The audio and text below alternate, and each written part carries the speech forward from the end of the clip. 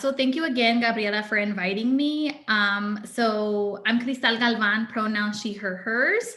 And I also recently graduated from the University of Illinois at Chicago. So this is very much kind of where my research kind of continued, but also I was a McNair Scholar at Washington State University. So I was able to do research in my undergraduate career, which very much continued into my graduate work. And this is kind of the final product for, my thesis. So an overview of what I wanted to discuss today. The first part, I really want to talk about Black history in Mexico, but also Afro-Mexican erasure. The second part, I really want to talk about the misrepresentation of a Blackness in Mexican culture, but really dissecting El Negrito from La Lotería, and at the end having a discussion about this.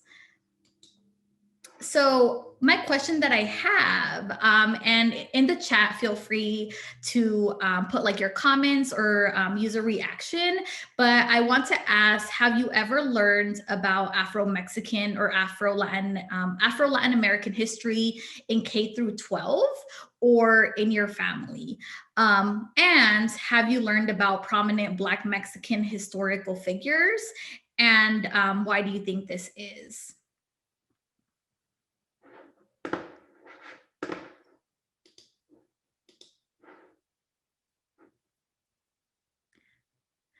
Yeah, so I'm hearing or I'm seeing a lot of no's and not until college. So definitely in my research, I really talk about how a lot of folks from Latinx backgrounds, we don't learn about Afro-Mexican or generally Afro-Latin American history in college, right? Or maybe you don't even have classes in college, but after the fact, right? And for a lot of us, we have learned about this community in like social media, right?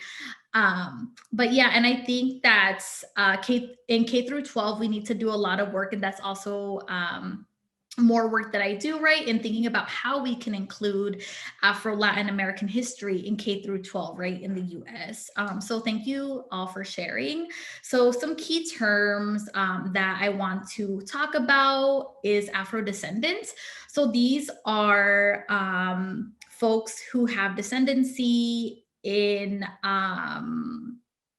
those who are descendants of like African slaves throughout like history, right? So Mexicanidad, this is like a essence or like Mexicanness, right? So mestizaje, and I'll talk about this a little bit later on. So mestizaje, this is like a racial mixing, right? I'll talk about the different like categories, and one of the main, and I know for a lot of those who are Mexican, you've heard of this term mestizo, but this is really the idea of a racial identity of the offspring of Spanish and indigenous peoples. And this is some artwork from Afro-Mexicans in Costa Chica. So I know that I have a lot to say within like the short amount of time, but I want to talk just briefly about the history and also some recent census data. So we have a few important events in Mexico's Black history. So the first super important event that I will discuss today is the transatlantic slave trade. So this happened during the 1500s.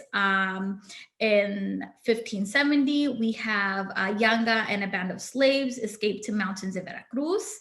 In 1810, Mexico's first Black president is elected, Vicente Guerrero, and his image is down here. So he is Afro-Mexican, and he also leads the Mexican Revolution.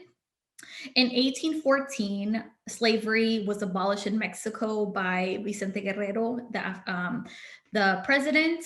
And then skipping on a little bit more forward, the cosmic race was as an ideology, and like the book was published, which really lays the ideology for Mexican mestizo identity. And lastly, in 2015, Afro descendants are re-included in Mexico Census.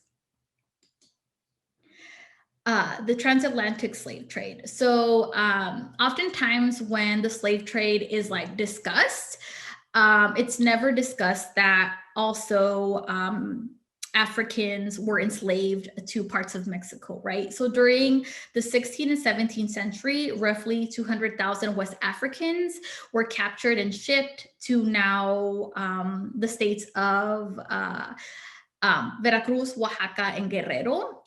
So the history is that there was dying indigenous populations, right? So Africans were enslaved to replace these dying indigenous populations. And I think that with the pandemic, I think we can very much understand the turmoil of what was happening, right? During when indigenous populations were dying. And I think that that's just something that I think about, right? Like when the pandemic first started, I was like, oh my God, this is how my ancestors were feeling, right? So moving on, these enslaved Africans were forced to work in sugar plantations, right? So like in Veracruz, in Costa Chica, but also in textiles and mines, specifically gold and silver. Oh no, okay. Next slide. So then, resulting in the slave trade, we have Gaspar Yanga, and he really led Black resistance in Mexico. So he is commonly known as the first liberator of the Americas. And in the early 17th century, a militant palenque, which means a runaway slave community of indigenous peoples and Africans, African people led by Chief Yanga, fought off the Spanish. So during this, Black resistant movement, they destroyed crops, attacked wagons, and burned plantation houses to the ground. So local Spanish authorities were forced to sign a peace treaty with Yanga. So later on, this resulted in establishing San Lorenzo de Yanga, the first Black establishment in the Americas. And today, the town still is very much present and is known today as Yanga, Veracruz. And also something that I forgot to mention is that towards the end of the presentation, I'll upload in resources sheet where you can access like videos and articles on top of other just like materials that you can use. But in that resource sheet, I put a video, a clip of the history of Yanga. So then moving on to the construction of mestizaje in Mexico, but also in Latin America. But really, so this chart that you see on the right is basically the foundation for like mestizaje and really the foundation like for colonialism, right, which has impacted race in Mexico. So this chart is the Sistema of Castas, and it underlines the social construction of race and in Mexico, sorry. And this was a racial classification system. So there were 16 plus elaborate categories, and these categories were strategically designed for the Spanish crown to maintain its power. So African and indigenous peoples were the lowest of caste, and very much in Latin America and in Mexico, race would determine your class, right? So these are a few examples. I know it's kind of hard to read, but Español con India, that would be a mestizo, or mestiza, mestizo con español, castizo, castizo con española, español. So these were very elaborate categories to marginalize, right, in like indigenous and African peoples. But I think very much this translates into like mestizaje today and Latinidad, right, which has impacted like race, racism, and colorism, right, and even to the extent of featureism in Latin American and Mexican communities. So I talked a little bit about like the categories, but just briefly the examples of mestizaje. So and these are like the most common, right? Similar to the chart that I showed. So the indígena and the negro offspring would be a Sambo, the European, and the negro mulatto. And this is something common that we see in the US as well. Indígena and Europeo mestizo. And this mestizo, like even identity is very common, right? Also to see in Mexican culture. So also more examples, right? Just to show how elaborate this was, and there actually was a system of like tracking this, right? Of like blood quantum. So pardos, indigenous, African and European, cholos, indigenous and mestizo, and castizo, European and mestizo.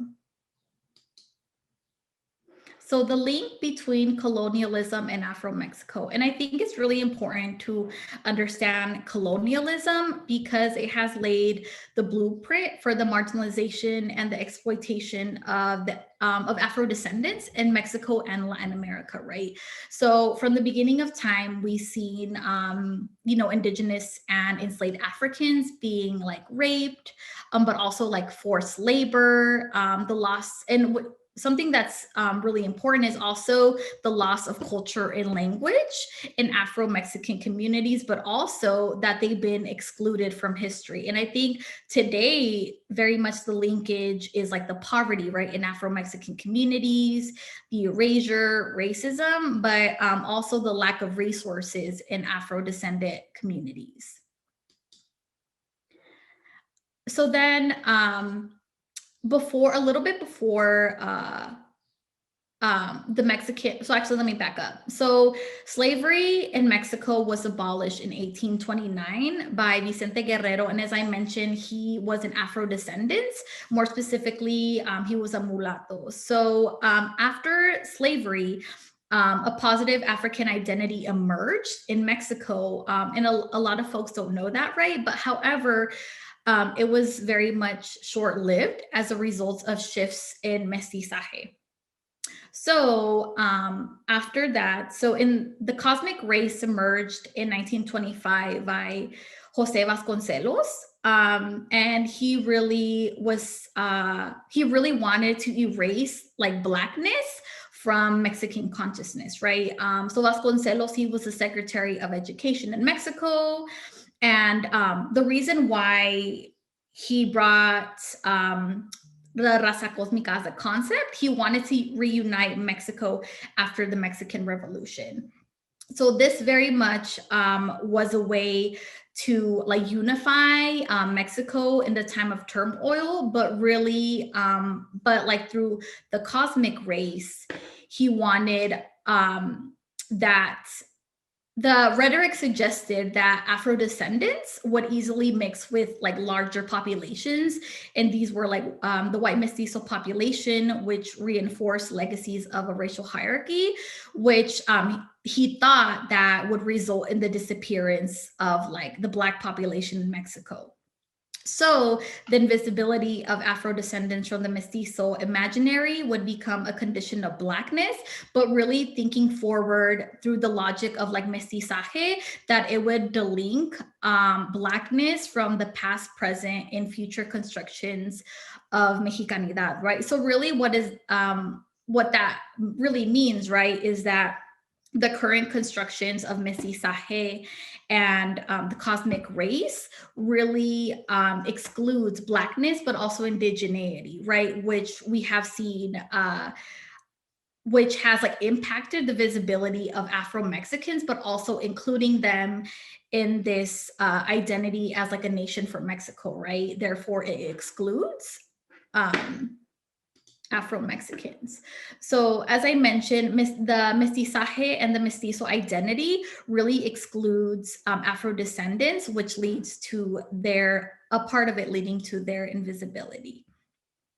So for the Mexican census, last time Afro-descendant or Afrodescendiente in Mexico was a category was in the 1920s.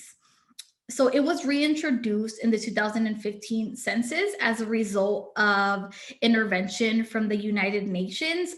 So Mexico and Peru were the last countries in Latin America and the Caribbean to have an Afro-descendant like like category in their census, right? So very much it happened with the intervention of the United Nations, but also activism from grassroots organizations in Mexico, like Mexico Negro.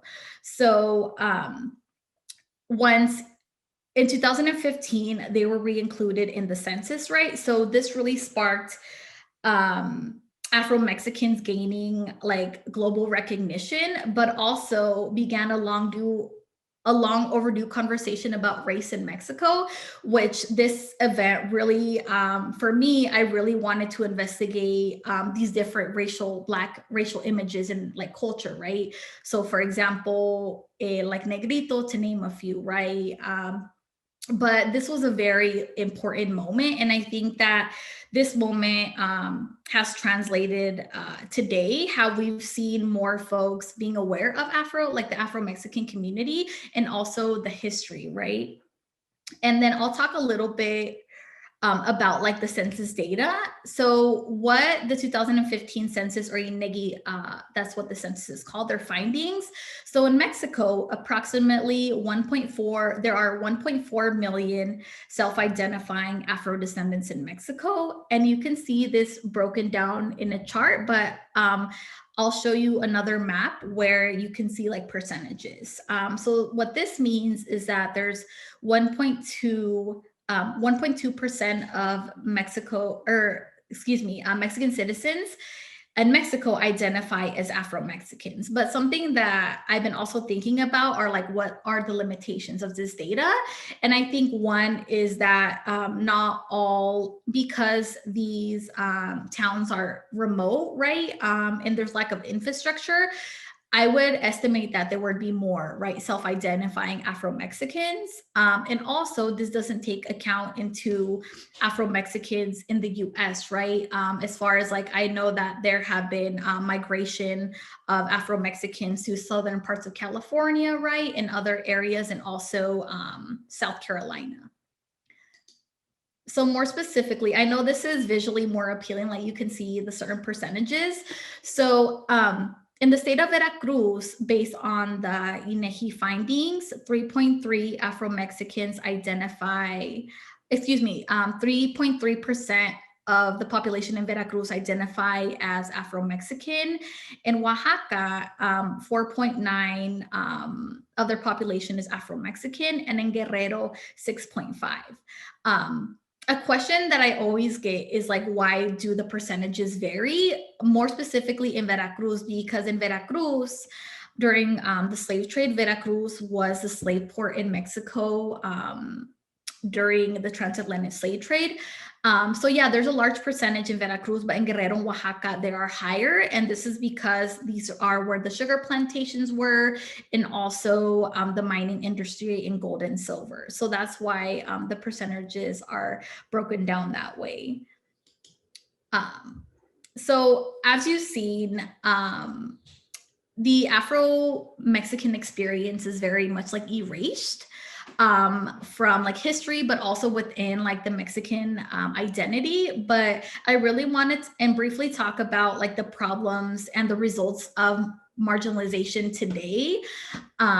So one, and I think this is the most like heartbreaking, is the deportations of Afro descendants in Mexico. So oftentimes, because Afro-Mexicans in Mexico aren't believed to be Mexican, they're often deported, right, to usually Central America, right, to like Honduras, to El Salvador, and also police abuses of like Black people. And this is just like different forms of violence. And I think what resonates with a lot of us is that people don't believe that Afro-Mexicans exist. And work that one of my mentors did, she did research on how Afro-Mexicans distance themselves from Blackness. Either they don't think that they're Black, or they think that they have a relative who was Cuban, right? And they ended up in Mexico somehow. But as we know, also the racism and discrimination and problematic visibility that there is for Afro-Mexicans. So that's kind of just a brief, like I know I went through it really fast. And in that resource sheet, there'll be like readings that you can do or watch videos. But I think this is kind of my favorite part, is really talk about the representation, right? That we see today for like Afro-Mexicans. So these are a few images of Blackness in Mexico. I know like these are like super like problematic and super disturbing. So I want to acknowledge like Memín Pinguin. So he was a comic book caricature, and they eventually made like cartoons. But really, he was very popular in Mexico and in Latin America, specifically with my mom's generation. I know when I was doing this research, I would ask my mom, like, "Hey, mom, have you heard about, Memín Pinguin?" She's like, "Oh yeah, I loved him," and I was like, "What?" But anyways, through the storyline, it was like very much like problematic, but also it like reproduced like Black stereotypes with like the mammy, and also the language that was used with Memín Pinguin is that he was lazy, like unmotivated, not smart.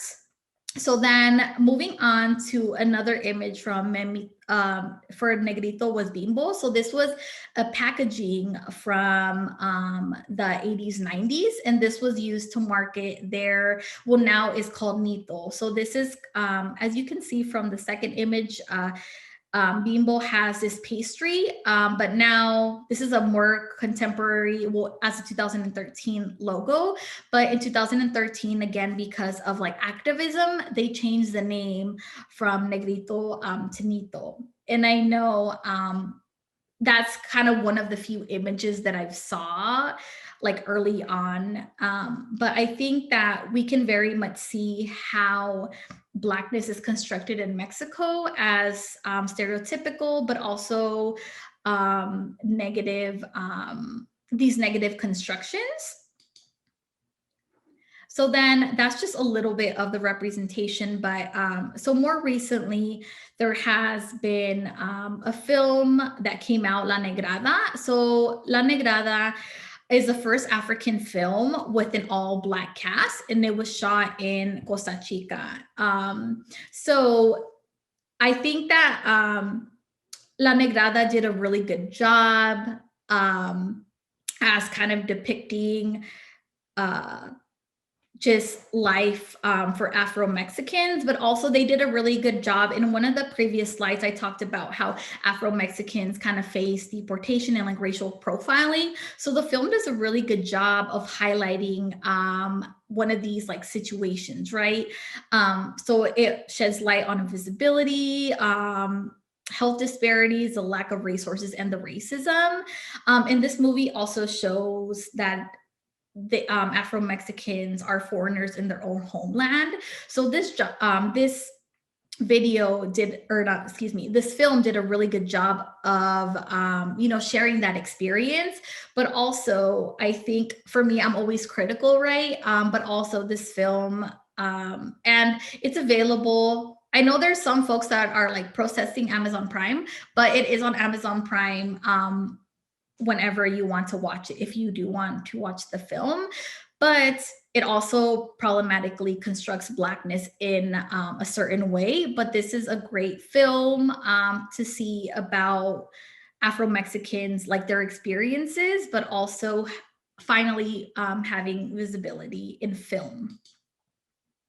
So this is kind of, I know that I've been talking a lot, so I want to be mindful of that. So I think my favorite part of like my research is talking about how like La Lotería, and how, for those who aren't familiar with La Lotería, it's like a Mexican bingo essentially, with certain images that is supposed to construct like Mexican nationalism or Mexican nationalhood. But this is like my favorite part. And so I really want to talk about the impacts of race, gender, and class on Mexican culture, but really more so discussing, El Negrito from La Lotería. So, the infamous El Negrito. So, yeah, for those who are seeing this image for the first time, I know that it's like very offensive, but for those who have like grown up with this image, I want us to like start like unpacking it, right? And really thinking about the history behind El Negrito. So the first thing that I wanted to talk about is that he represents the history of blackface, right? Not just in Mexico, but in the US. So at least in Mexico and in Latin America, the minstrel shows were adapted from the US. And as we know from the minstrel shows, they were used. So historically, Black Americans were not able to act during this time period. Therefore, white actors would dress up in Black grease paint to depict free Blacks, right, at that time. But also something that's really important to know is that these were very dehumanizing and mocking portrayals of Black Americans, right? So one, El Negrito is very much embedded in that history. So I think it's important to acknowledge that it's problematic and offensive, but also for those who are who know about La Lotería and have played the game, that El Negrito, we don't think of him as being Afro-Mexican, right? Or Afro like Latinx. He's often portrayed to, or he's often viewed as someone who's like a Black American, right? So he is constructed as a foreigner. And also from the few images that I've already shown, it's clear that Blackness in Mexico has been like negatively constructed, but also how and Negrito as well, how it reinforces like stereotypes and the marginalization of Blackness. So something that I just want folks to think about is why is it that Mexican culture constructs Blackness and foreign and dehumanizing?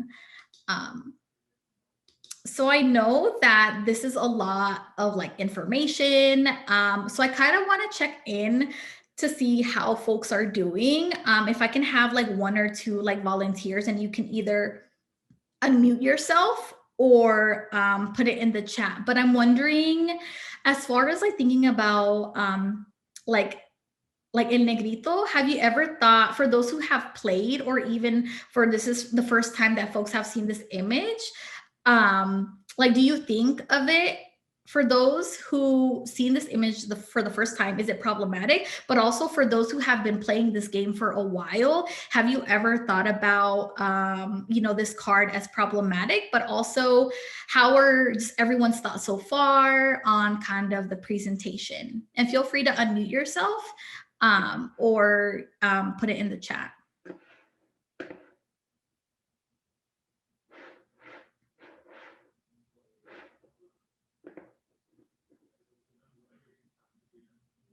Oh, and if you would like to unmute yourself, please raise your hand.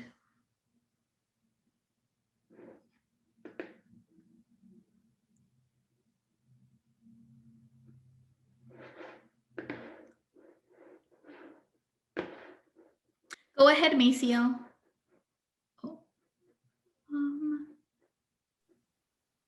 Yes, I just wanted to say, just as from the perspective of viewing the El Negrito for the first time and the card associated with it, Black man who comes from a history and a legacy of oppression and forced slavery, is totally offensive.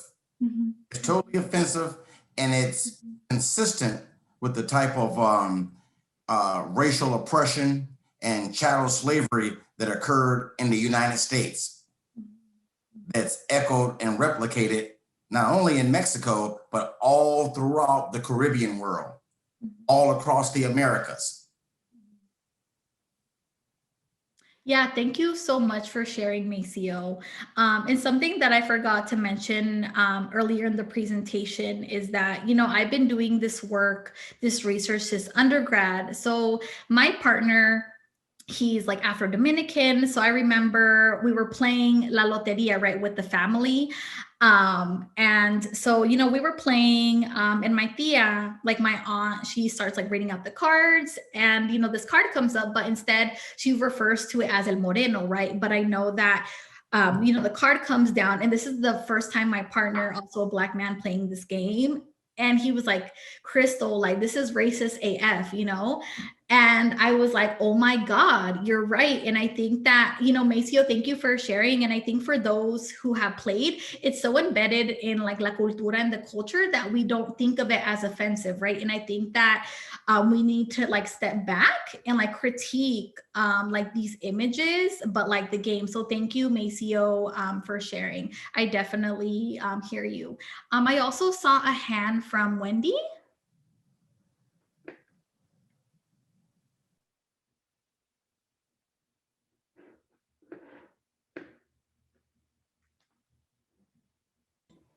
Yes. So I think I was just going to echo what you just said. Like growing up, I played the game with my family. I didn't really think anything of it until, you know, once I started getting into high school.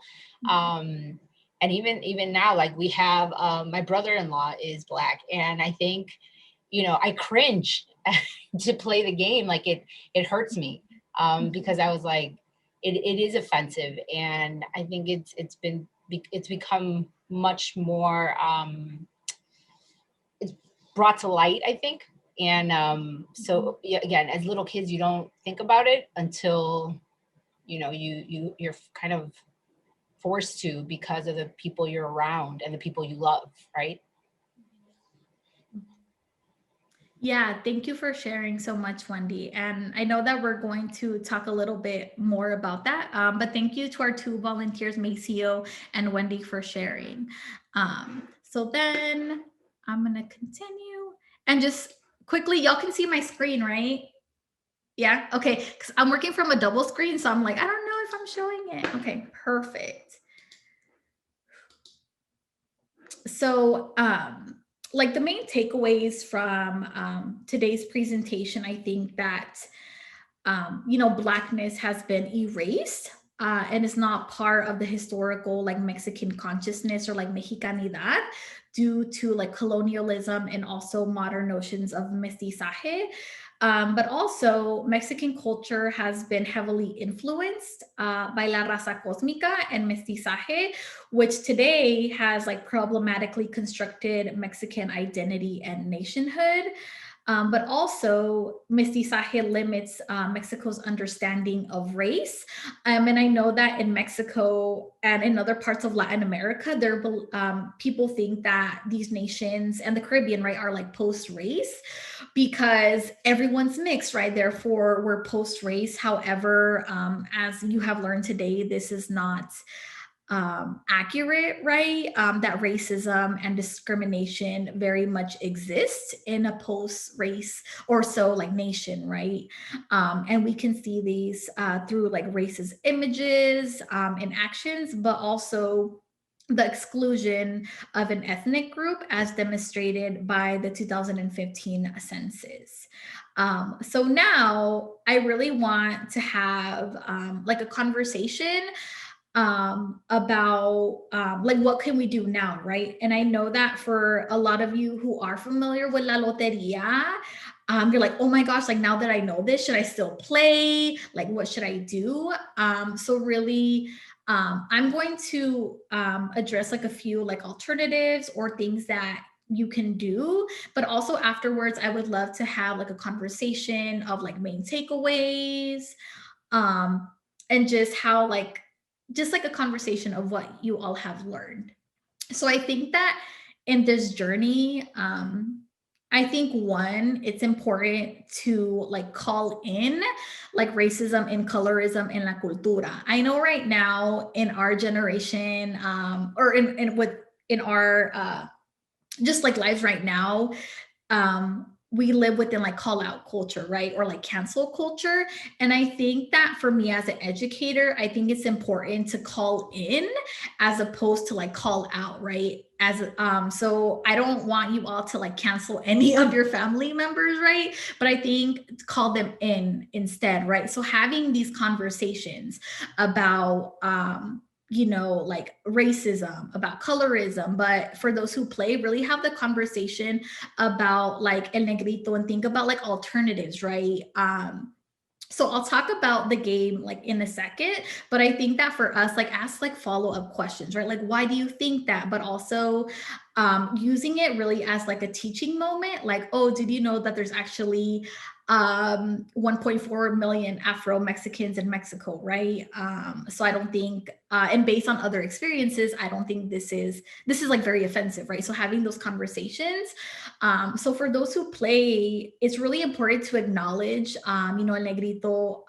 And I know that there are other problematic images in La Lotería, but for the purpose of like the presentation, I only talked about like El Negrito, but also like El Apache and others are just as offensive and racist. So, I think it's important to have like this conversation with your friends and family, but also think about like what you can do, right? So for example, the end of last year, we like played again, right? And I think that when you play La Lotería, someone told me like, oh, like I asked, like, what do you do, right? They're like, oh, I use it as a free space. You can very much do that. However, I would argue that it continues more to the erasure, right? And I think that when you're playing, you should acknowledge, like, before you start, that there's an image of several images that are racist, and that there's Afro-Mexican, Afro-Latinx communities, so therefore just have that conversation about like the racism also in Mexico and like globally, right? And also something, so for me, I want to do a blank space, but also I know in other spaces that we've been in, we've done it as el Afro-Mexicano, right? Or like Afro-Mexican. So very much changing the name for the card. I know for El Apache, for the space that we were in, we did it, we named the card as El Taíno, or whatever like indigenous peoples you want to honor, right? So I think that you can very much like honor, the acknowledge like the racist history, but also being able to give El Negrito like agency, right? So that's the way that I would go about it. But I know there's also other loterias that you can play. I know more recently there's the Millennial Loteria, but I also know that it has like a middle classness to it. So I know for those who play with family, your abuelita might not, like to play. So I think that way you can still play La Loteria, but really talk about like the racism and classism that's embedded. And then there's a Chicago Teria, which is really based in like Chicago as Salvadorian, right? So these are things that I want you like to think about. And there also can be like other techniques that you use. So again, this is not like the answer to everything, but this is kind of what I do. So now that I've gone through most of the presentation, I want to open the floor to like questions or also like clarification to any of the points. Mm-hmm. Crystal, we have a couple folks that have raised their hands. I'm going to go ahead and unmute them. Sherry, I believe you had raised your hand first. Mm-hmm. Oh, hi, everyone. Thank you so much, Crystal, for the presentation. I came in a little late, so I didn't catch the beginning of it.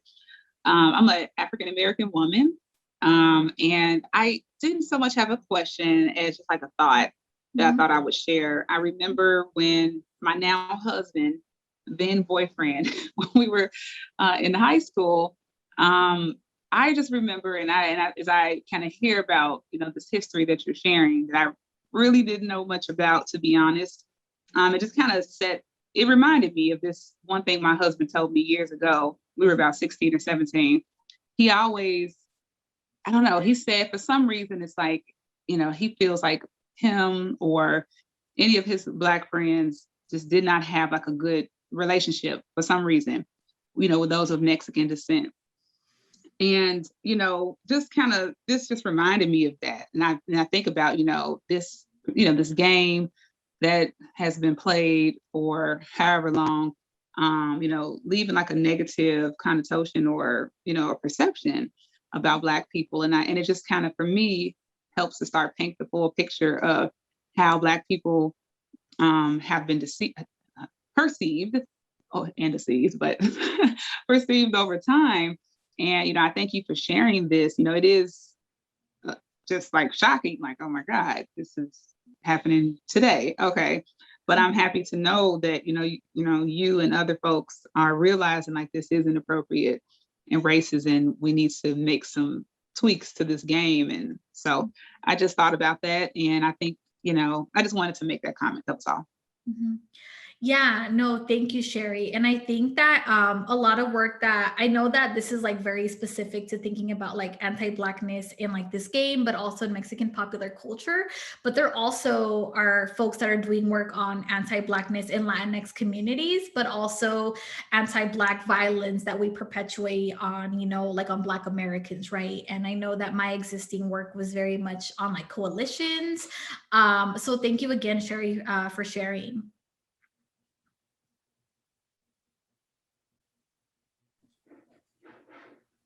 Hi, Crystal. Thank you for the presentation. I really enjoyed it. And actually, because recently we lost our old Lotería set, so it's just a comment on like how things are changing, and companies are listening to concerns, but the recent versions of the Lotería actually took out a lot of the offensive cards out of their stuff. And I think we still need to have those conversations that these cards still exist in some decks and still exist out there because people still have the older version, but they did replace some of them, at least the newer ones from what I know, because again, we just recently bought a new set since we lost our old one. So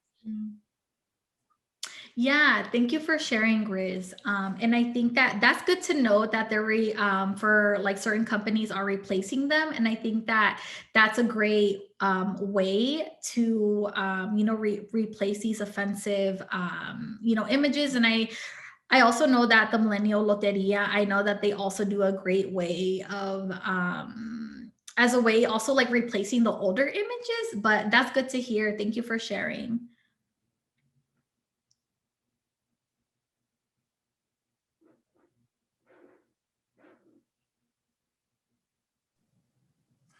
Hey, Crystal, I've got two statement positions that I'd like to share for your perspective, especially as it relates to Africans that are in America, knowing that the origins, hundreds of years ago, my ancestors were taken from the continent of Africa.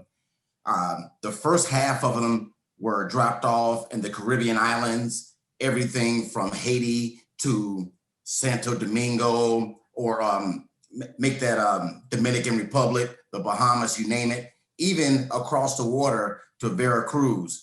And it was stated that African slaves, especially in Veracruz, supported their sugar plantations, the gold, silver miners, gold and silver in that area, pretty much as imported slaves. And then the remaining portion ended in the slave port of Virginia and the Carolinas in the United States, which shows that we're part of the African diaspora. Wherever we landed at, whether it's in Mexico, the Caribbean islands, the United States, the original port of destination was Africa, which makes us family, so to speak. In terms of geographically, we're family. It's just some of us landed in the Caribbean islands, Mexico, or the United States, and then worked as slaves and never been compensated for that. For 100 years of slave labor in which the slaves and their descendants have not been compensated, but the European whites and Spaniards have been compensated, and compensated very heavily for that matter, which resulted in global wealth.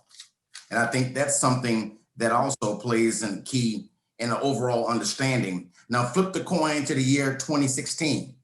Now with President Donald Trump, he's clearly, through his domestic policies, has created a scenario where he's blocking the borders for anyone of Latin descent that he considered not an American citizen, which sends a signal to Latinos looking to find a better life in America. And he's saying, no, we're going to lock the border and keep you out, which created a scenario with the Black community in America, stating should we support former president's actions on immigration and immigration policy, knowing subconsciously that there's a card game. There's a card game being played in Mexico that dehumanizes Africans. So it creates a double consciousness, so to speak. And I kind of wanted to illuminate that in the context of history. You know, you've got a historical legacy of slavery, and you also have governmental sponsored programs in the immigration that is looking to dehumanize Latinos.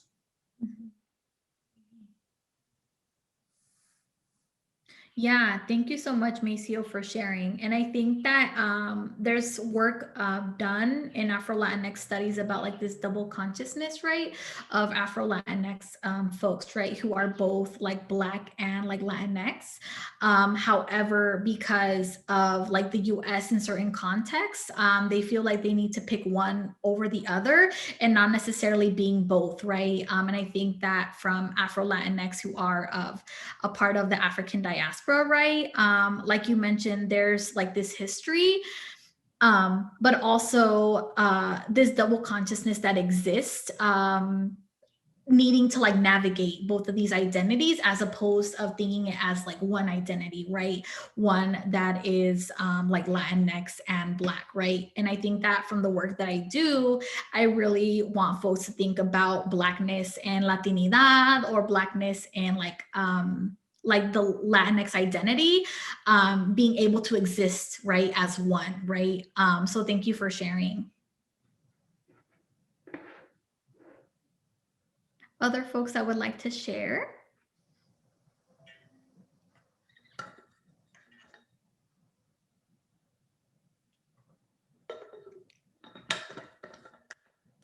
Or any folks that have questions?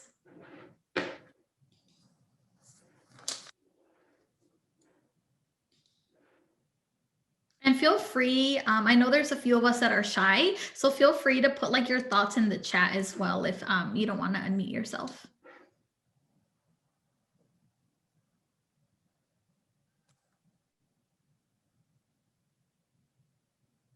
Go ahead, Yesenia.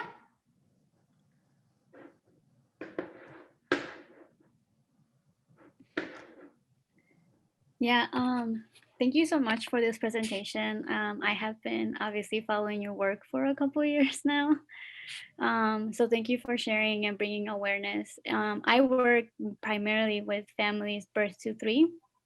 So it's more so like the development of the brain of the child and the way that the children learn. And I think it's really great that you're bringing these awarenesses and that we are having these conversations with families, because that way, like, these are the conversations that we're having with our children, and like different books that we are bringing, and just, you know, different thoughts. So I have a nephew who is, you know, Afro-Mexicano, and I want him to grow up in a different world. And I think having these conversations with not just his parents, but also like grandparents and my family, that's like where I'm starting. And I hope that, you know, that is something that moving forward I do, and learn so much through your presentations, you know, but you already know that. Just a comment. Yeah, thank you so much, Yesenia. And I know that, you know, I want you all to take as much information as you can. And I think that for us, as far as like having these conversations happen in many different ways, right? So I think that when you notice something that your family says, right, and maybe you don't agree, but really calling in our family, right, and having these like conversations. And I think for me, just think about like planting a seed, right? You're not going to see growth overnight, but more so these, when you plant these little seeds and you continue to water them, you'll see, you know, your family start just being more mindful, right? And knowing this history. So thank you, Yesenia, for sharing. And I know part of my work too, and this is one of my long-term goals, is really talking about, like Maceo mentioned, the African diaspora, but not within just the US, but really thinking about to like globally, right? Thinking about like Latin America, thinking about Europe. So this is something that is one of my like lifelong goals, is really thinking about how we can change the curriculum in K through 12, that our students learn to be more of like global citizens and think about this is a certain experience here and it also connects to another experience over here, right? So thank you, Yesenia, and also the work that you do. I'm just catching up with the chat.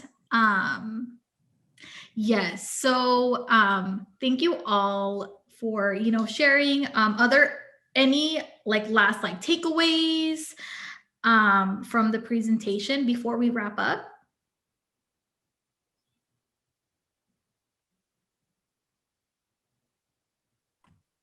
Hello.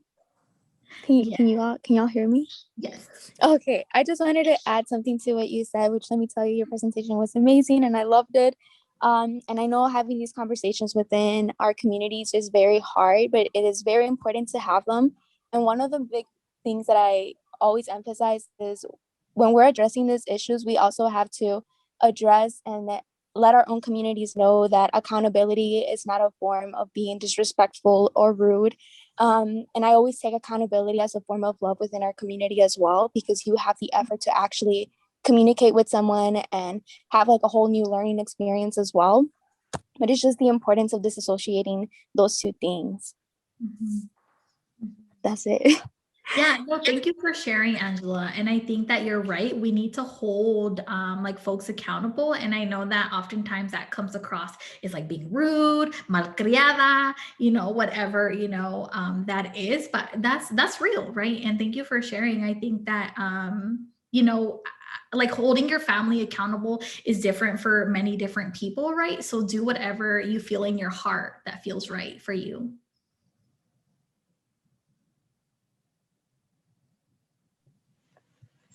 Hi, Crystal. I just want to say thank you so much for a very informative presentation. I learned a lot from you, so thank you so much.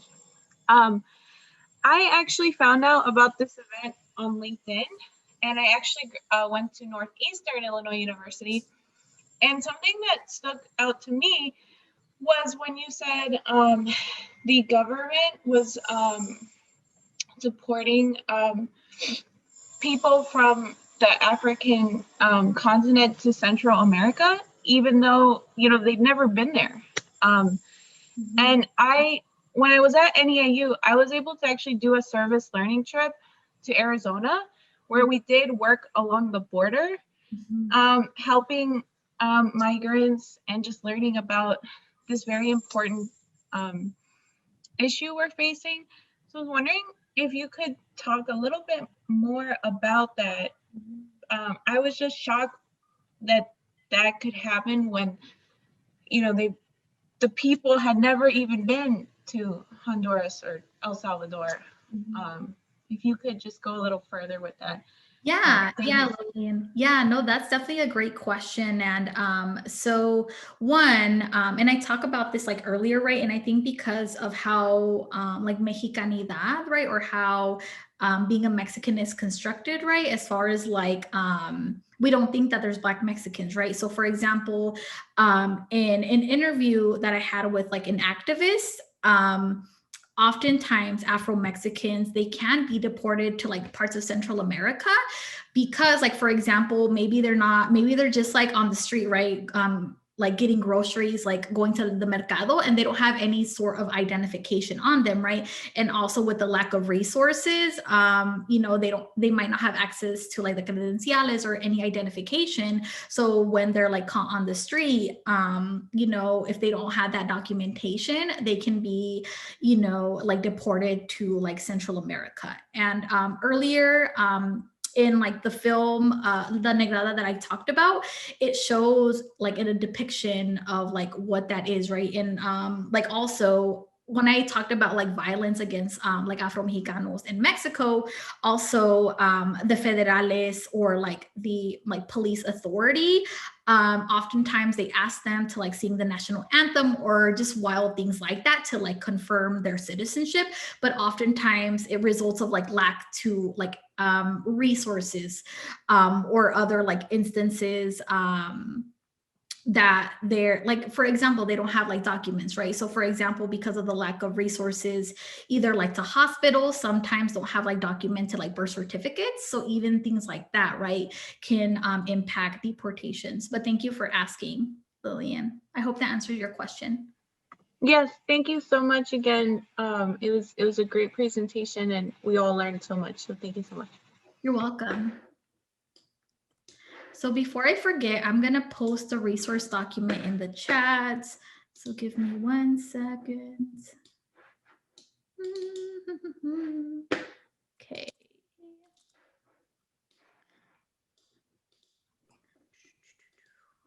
Did it go? No. Shoot. I can't upload it in the chat, but for those who registered, we can send you all this handout. Yes, definitely. And we can also make that available on the website when we make the recording available. So we will share that with everyone. And thank you for working on that. So before we close out today's session, if everyone could just use your Zoom reactions to show some love to Crystal for her amazing presentation.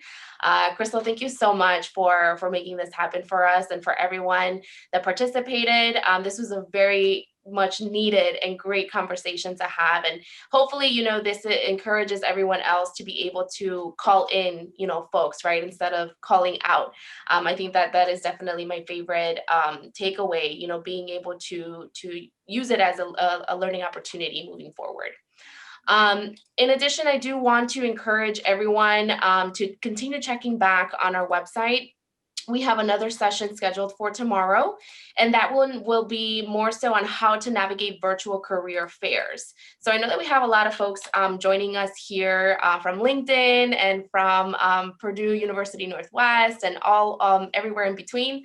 So I definitely encourage you to join that. I know that with COVID times and still navigating a remote world, we are still learning. And I think that a lot of people would find this extremely beneficial, having to navigate career fairs or even, you know, university fairs or whatever kind of fair that is held online. I also want to just send a reminder that we will be surprising a lucky winner for those that attended today with some conference swag. So be sure to continue checking our website and continue to register for future workshops. And we hope to continue seeing you in all of our future sessions. I will go ahead and also post the conference web in the chat so that you can check that out. And again, Crystal, thank you so much for joining us.